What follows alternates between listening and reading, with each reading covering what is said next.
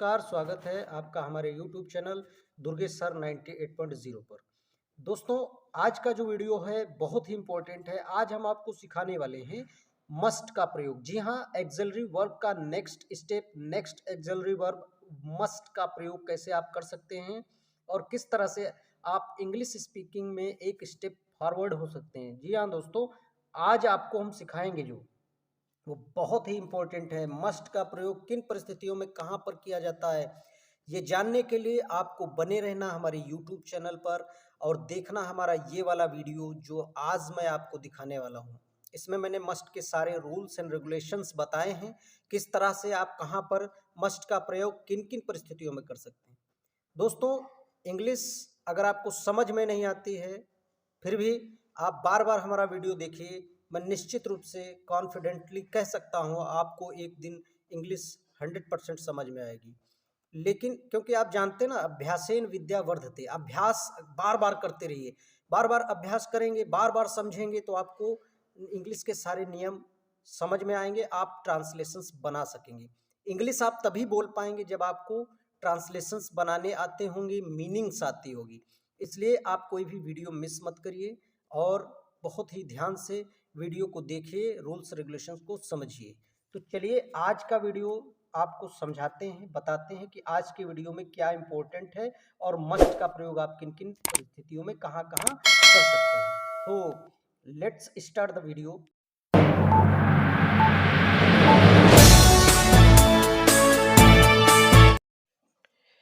नमस्कार साथियों, नमस्कार विद्यार्थियों, सभी प्रिय दर्शकों, आपका हार्दिक स्वागत, अभिनंदन।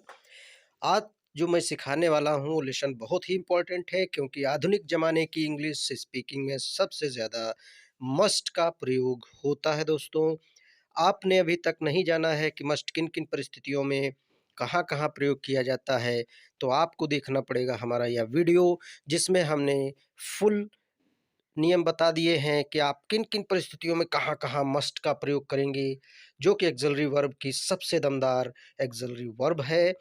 जी हाँ दोस्तों, मस्ट स्कूलों में बहुत ही नॉर्मली बताया जाता है। क्योंकि मैं हर एक्सिलरी वर्ब का अलग वीडियो बना रहा हूँ, तो आपको बखूबी मालूम होना चाहिए कि मैं एक ही वीडियो में एक्सिलरी वर्ब्स नहीं बता रहा हूँ, इसलिए आपको बहुत ही अच्छी तरीके से बताने वाला हूँ। तो आइए कुछ एग्जाम्पल्स को समझते हैं और पता करते हैं कि मस्ट किन किन परिस्थितियों में कहाँ कहाँ और कब कब यूज करना चाहिए।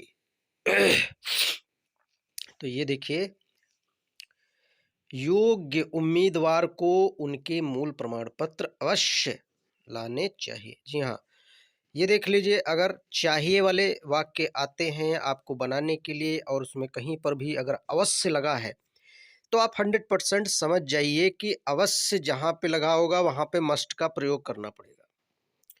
तो इंग्लिश इसकी ट्रांसलेट करेंगे, the eligible candidates must bring their original certificates. इस तरीके से हम इसको ट्रांसलेट करेंगे। आगे देखिए, हमें ट्रैफिक नियमों का पालन अवश्य करना चाहिए।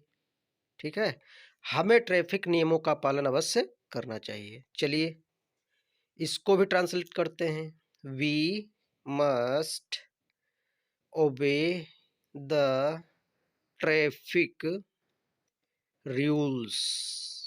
ठीक है, we must obey the traffic rules. जहाँ पे अवश्य शब्द आ जाएगा चाहिए वाले वाक्यों में, वहां पर हम मस्ट का प्रयोग करेंगे, क्योंकि चाहिए वाले वाक्यों में हम शुड का भी प्रयोग करते हैं और आर टू का भी प्रयोग करते हैं, जो कि मैं आपको पिछले वीडियो में बता दिया हूँ, आप उसे देख सकते हैं। यहाँ पे ऊपर कोने में आपको एक आई बटन दिख रही होगी, यहाँ पे आप देख सकते हैं हमारा पुराना चाहिए वाला वीडियो। तुम्हें तुरंत निकलना चाहिए, तुरंत। इसका ट्रांसलेट करेंगे, यू मस्ट लीव इमीडिएटली। इस तरीके से हम इसको ट्रांसलेट कर सकते हैं। दोस्तों, मस्ट का प्रयोग ज़्यादा ज़रूरी जहाँ पर होगा, चाहिए वाले वाक्यों में जहाँ पर कार्य बहुत ज़रूरी होता है, वहाँ पर मस्ट का प्रयोग किया जाता है। आप ध्यान रखिए। तुम्हें अपनी व्याकरण अवश्य सुधारनी चाहिए।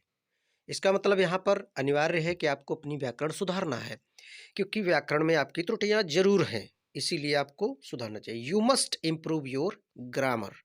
इस तरीके से हम लोग इसको ट्रांसलेट करेंगे, you must improve your grammar. तो मस्ट के जो अगली परिस्थितियों में प्रयोग होने वाले हैं, उनके कुछ नियम ये हैं कि मस्ट नॉट का प्रयोग निषेध, कुछ वस्तु जिसकी इजाज़त नहीं है या अनुमति नहीं है और प्रभावशाली सशक्त सलाह व्यक्त करने के लिए किया जाता है। ध्यान से समझ लीजिए, इस नियम को आप लिख लीजिए, क्योंकि जब तक आपको नियम नहीं मालूम होंगे तो आप कहाँ पे कैसे यूज करेंगे कि मस्ट कहाँ पे यूज किया जाता है। तुम्हें मधुशाला में नहीं जाना चाहिए, नकारात्मक है, निषेधात्मक सेंटेंस है। ध्यान से समझ लीजिए, तुम्हें मधुशाला में नहीं जाना चाहिए। ऐसे वाक्यों में भी हम मस्ट का प्रयोग करते हैं। You must not go to pub. You must not go to pub. Pub का मतलब मधुशाला। इस तरीके से हम लोग इसको ट्रांसलेट करें। अगला देखिए, तुम्हें उस लड़के से दोबारा नहीं मिलना चाहिए। अर्थात जो चीज़ हमारे लिए ज़रूरी नहीं है, उनके वाक्यों की इंग्लिश बनाने के लिए हम मस्ट का प्रयोग करेंगे और नॉट का प्रयोग मस्ट के तुरंत बाद करते हैं। You must not meet that boy again. देखिए दोस्तों, you must not meet that boy again. इस तरीके से हम लोग मस्ट का प्रयोग करते हैं। चलिए अगला भी सेंटेंस समझिए। लोगों को हॉस्पिटल में धूम्रपान नहीं करना चाहिए। ये सेंटेंस ध्यान से देख लीजिए। इसको भी हम लोग कैसे ट्रांसलेट करेंगे, चलिए ट्रांसलेट करते हैं। People must not smoke in the hospital. ठीक है, people must not smoke in the hospital. इस तरीके से लोगों को धूम्रपान अस्पताल में नहीं करना चाहिए। ऐसे वाक्यों को हम लोग इंग्लिश में ट्रांसलेट करेंगे। चलिए अगला सेंटेंस। हमें पुस्तकालय में जोर से नहीं बोलना चाहिए। हमें पुस्तकालय में जोर से नहीं बोलना चाहिए। तो चलिए इसको भी ट्रांसलेट करते हैं। वी मस्ट नॉट, मस्टंट यहाँ पे लिख गया है, शॉर्ट में है, इसका मतलब है must not. We mustn't speak loudly in library. Library माने पुस्तकालय होता है। We must not speak loudly in library. इस तरीके से। इसके बाद अगला सेंटेंस। लोगों को धार्मिक अनुष्ठान में प्रयुक्त सामग्री को गंगा नदी में नहीं डालना चाहिए। जी हाँ दोस्तों, हमारी गंगा जी बहुत पवित्र रहनी चाहिए। हमें किसी भी चीज को गंगा नदी में नहीं डालना है। चलिए ट्रांसलेट करते हैं। People must not put articles used in holy rituals in the Ganga river. People must not put articles used in holy rituals in the Ganga river. लोगों को धार्मिक अनुष्ठान में प्रयुक्त सामग्री को गंगा नदी में नहीं डालना चाहिए। तो आपने देखा, must is used to express strong probability. नई जो अगला नियम है जिसके सेंटेंसेस आप समझेंगे, मस्ट का प्रयोग सशक्त घनी संभावना को व्यक्त करने के लिए किया जाता है। चलिए हम आपको समझाते हैं उदाहरण बनाकर, उदाहरण देकर, अर्थात हम आपको सेंटेंस का ट्रांसलेट करके समझाएंगे ताकि आपको बेहतर ढंग से मस्ट का प्रयोग समझ में आ जाए। वह कुछ दिनों से नहीं आ रहा है, वह अवश्य बीमार होगा। देखिए, अवश्य बीमार होगा यानी कि जबरदस्त संभावना जहां पे व्यक्त की जाती है, वहां पे हम लोग भी मस्ट का प्रयोग करेंगे। He has not been coming for a few days, he must be ill. वह कुछ दिनों से नहीं आ रहा है, वह अवश्य ही बीमार होगा। इस तरीके से। उसने अपनी बालियां खो दी, वह जरूर परेशान होगी।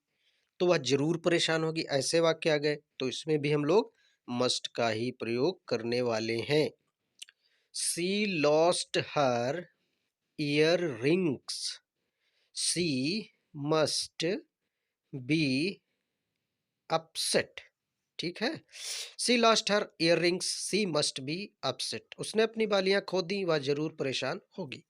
इस तरीके से आप लोग कॉपी पे पहले लिखिए इन वाक्यों को, फिर जो मैं बता रहा हूँ उसी तरह से ट्रांसलेट करिए, फिर अपने आप कम से कम 4-5 बार बनाइए उनको, तब आपको समझ में आएगा मस्ट का प्रयोग क्या है। देखिए अगला सेंटेंस, तुम सारे दिन से काम कर रहे हो, तुम जरूर थक गए होगे। यहां पर भी स्ट्रॉन्ग प्रोबेबिलिटी व्यक्त की जा रही, अर्थात सशक्त संभावना। You have been working all day, you must be tired. इस तरीके से हम लोग इसको ट्रांसलेट करते हैं। अगला सेंटेंस देख लीजिए, दुल्हन ने सुबह से कुछ नहीं लिया है, वह जरूर भूखी होगी। लिया है मतलब खाया नहीं है कुछ सुबह से, इसका मतलब ये हुआ। चलिए इसको भी ट्रांसलेट कर देते हैं। The bride has not taken anything since morning, she must be hungry. इस तरीके से, the bride has not taken anything since morning, she must be hungry. दुल्हन ने सुबह से कुछ नहीं खाया है, वह जरूर भूखी होगी। इस तरीके से इसको ट्रांसलेट करते हैं। परेशान मत हो, वह अवश्य ही मजाक कर रही होगी। परेशान मत हो, वह अवश्य ही मजाक कर रही होगी। चलिए इसका ट्रांसलेट कर देते हैं। डू नॉट, डोंट लिखा है हमने, लेकिन इसका मतलब डू नॉट है। शॉर्ट में हम इसको डोंट लिखते हैं। Don't get upset, she must be joking. Don't get upset, she must be joking. परेशान मत हो, वो मजाक कर रही होगी। तो आपको समझ में आ गया होगा कि मस्ट का प्रयोग कैसे और कब किया जाता है। कमेंट जरूर करें, और अगर पहली बार चैनल विजिट किए हैं तो सब्सक्राइब करके बेल आइकन जरूर दबा दें। जी हाँ दोस्तों,